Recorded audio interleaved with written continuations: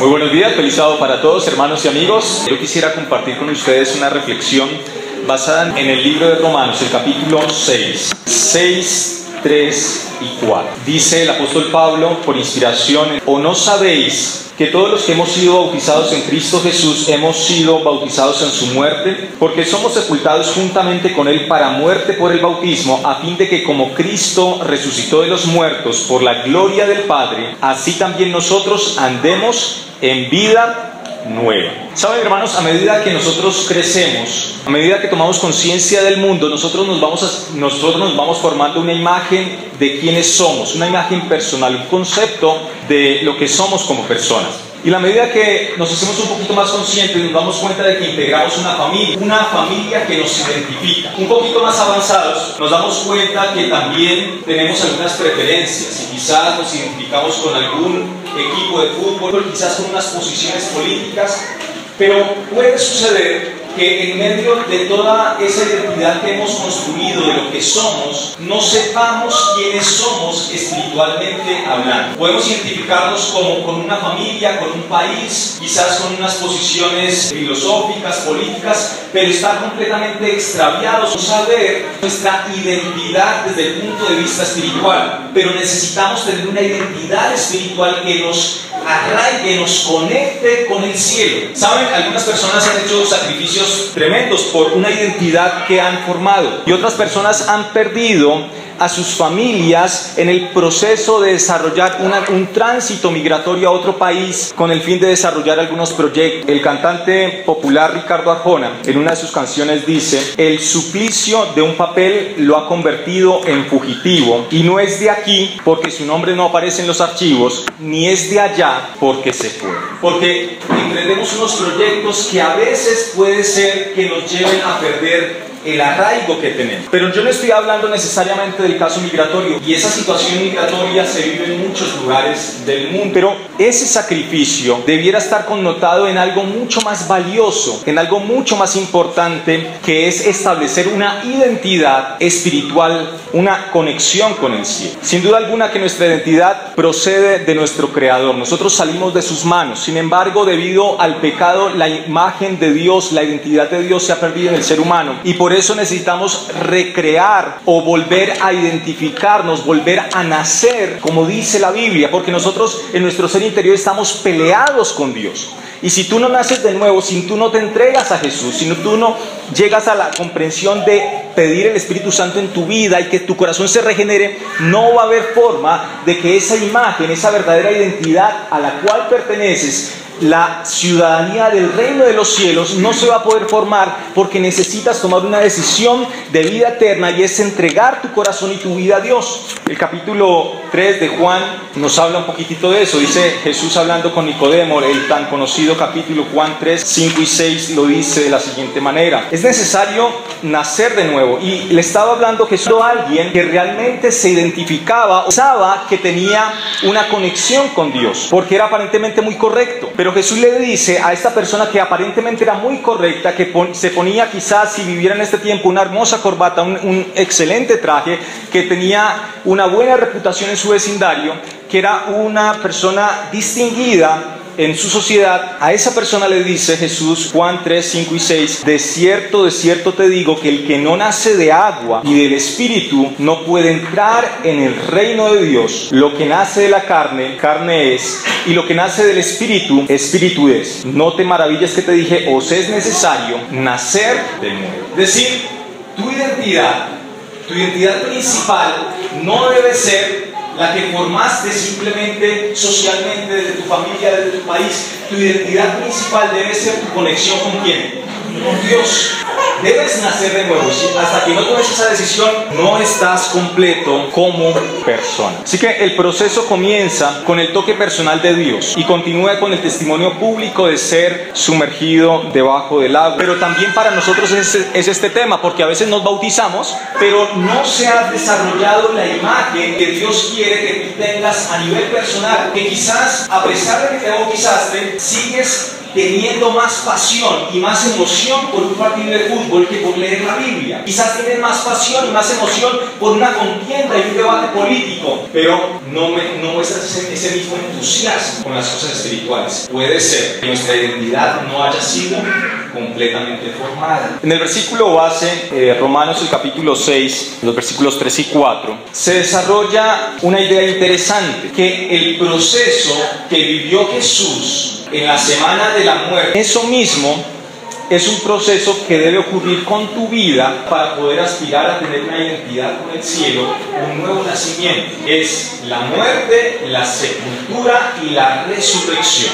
Si tú no mueres, si tú no te sepultas y si tú no renaces, resucitas, no puedes decir que eres verdaderamente cristiano. Entonces, ¿por qué decimos que nosotros debemos morir la muerte de Jesús o estar identificados con Él en su muerte? Dice la última parte del versículo 3, Romanos 6:3, dice: hemos sido bautizados en su muerte. Así como Cristo murió por nuestros pecados, nosotros debemos morir al pecado. En el versículo 11 amplía un poco más. Romanos 6:11 dice: así también vosotros, considerados muertos al pecado, pero vivos para Dios en Cristo Jesús, Señor nuestro. Es decir, la vida pasada tenemos que dejarla atrás. Y esto es difícil porque son hábitos arraigados de años y años que hemos hecho lo mismo de la misma manera y que no nos parecía que estaba mal lo que hacíamos. Dios nos dice que eso debe morir, que debemos dejarlo atrás. Es difícil, es una lucha. Y aquí el apóstol Pablo en el capítulo 7 nos dice que es una lucha que él mismo vivía. No era fácil tampoco para el apóstol Pablo luchar con los malos hábitos que traíamos de nuestra vida pasada. Y tenemos que luchar con esos malos hábitos. Entonces la persona que le gustaba fiesta, alcohol, y ahora quiere seguir a Dios. Una transformación maravillosa y Dios le capacita para poder dejar de lado todo eso, pero no es fácil porque el otro deseo todavía está latente hasta la venida de Jesús. Pero aquí nos dicen que usted se considere muerto al pecado. Debemos sepultar esa vida, ¿cierto? Esa es la segunda comparación que se hace, porque somos sepultados juntamente con Él para muerte por el bautismo. En su sepultura debemos identificarnos con Jesús.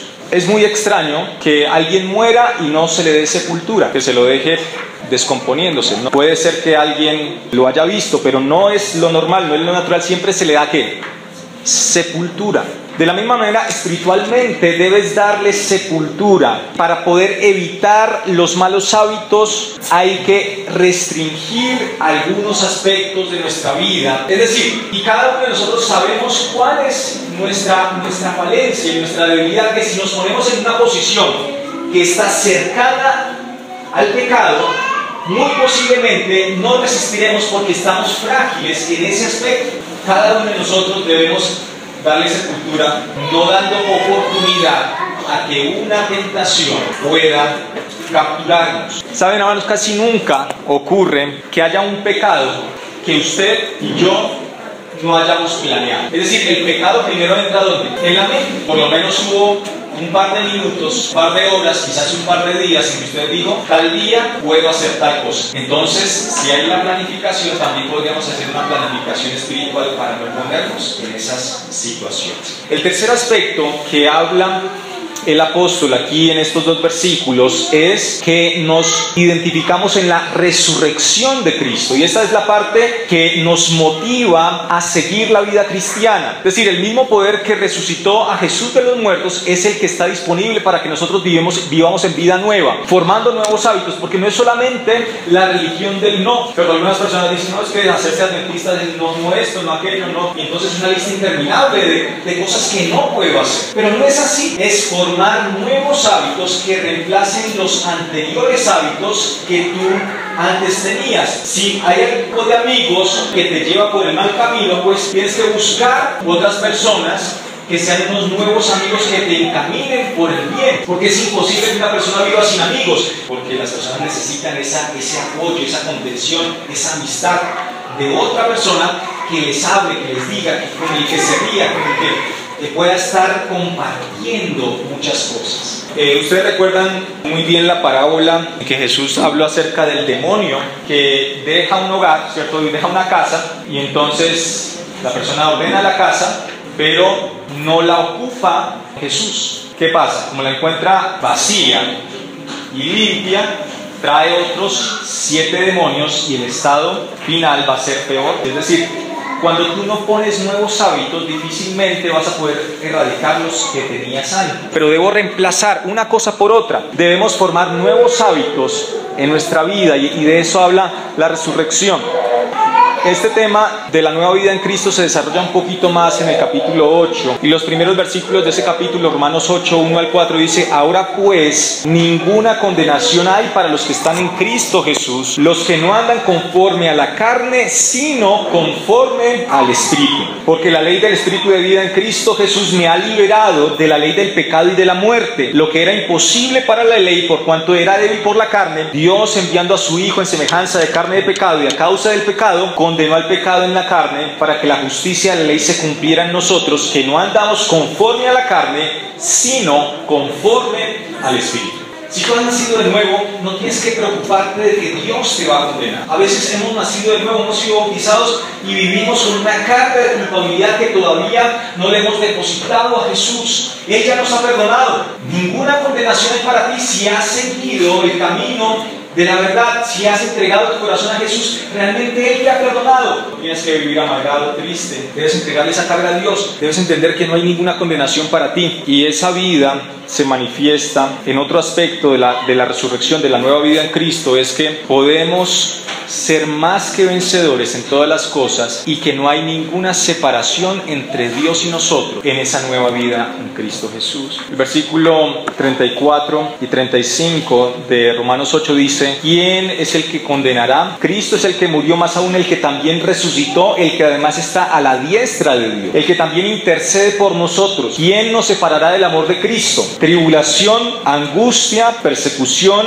hambre, desnudez, peligro o espada. Nada de eso. Más adelante responde: podrán separarnos del amor de Dios que es en Cristo Jesús, Señor nuestro. Fíjense que el texto no dice que no tendremos tribulación, el texto no dice que no tendremos hambre, o que no tendremos a veces desnudez, o que no tendremos alguna necesidad física, material o emocional durante nuestro transitar de la vida cristiana. Es decir, vendrán aflicciones, vendrán problemas, vendrán tribulaciones, persecuciones, pero ninguna de esas cosas externas nos podrá separar del amor de Dios. Y eso es lo que debe estar seguro en tu mente, fijo en tu mente, que nada podrá quitarte la salvación, robarte el gozo del cristiano, la paz que solamente da el amor de Dios en tu vida. Así que nos identificamos con Jesús en su muerte, en su sepultura y en su resurrección. Yo quiero hacer una pregunta: ¿con qué te identificas? Ojalá que todos nosotros digamos que somos de Dios, que pertenecemos a Dios y que nuestra identidad y nuestra ciudadanía está en el reino de los cielos. Y si tú quieres hacer esta declaración, yo te invito a que te coloques en pie y digas: yo quiero ser parte de los hijos tuyos, yo quiero ser parte de los que entren al reino de los cielos. Señor,